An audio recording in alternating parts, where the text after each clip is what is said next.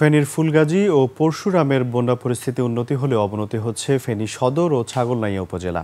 এখনও পানিবন্দী শতাধিক গ্রামের লক্ষাধিক মানুষ। বন্যা দুর্গত এলাকায় কাজ করছে সেনাবাহিনী, বিজিবি, পুলিশ ও স্থানীয় প্রশাসন। নজরুল ইসলাম রঞ্জুর তথ্য ছবিতে ডেস্ক রিপোর্ট। সিল্কোর সিল্ক অ্যান্ড শাইন, যাতে আছে আর্গান অয়েল ও ওট প্রোটিনের গুডনেস, যা আপনার চুলকে রাখে হেলদি অ্যান্ড শাইনিং।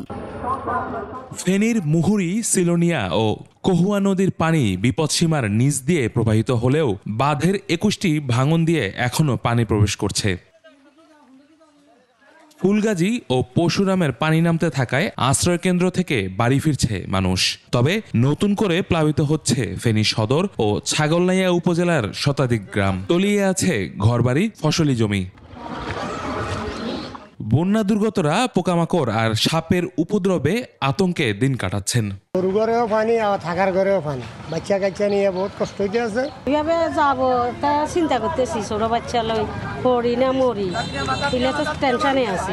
পানিবন্দী মানুষদের উদ্ধার তৎপরতা ও রান্না করা খাবার এবং ত্রাণ সহায়তার সম্মিলিত কাজ করছে সেনা, বিজিবি ও পুলিশ সদস্যরা।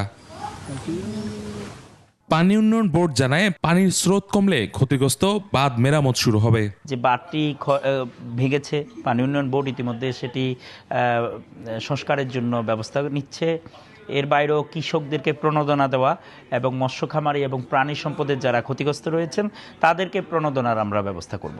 ৭ জুলাই থেকে টানা বর্ষণ ও উজান থেকে নেমে আসা পাহাড়ি ঢলে মুহুরী, কহুয়া ও সিলোনিয়া নদীর বন্যা নিয়ন্ত্রণ বাঁধে ২১ স্থানে ভেঙে ১০৬ গ্রাম প্লাবিত হয়।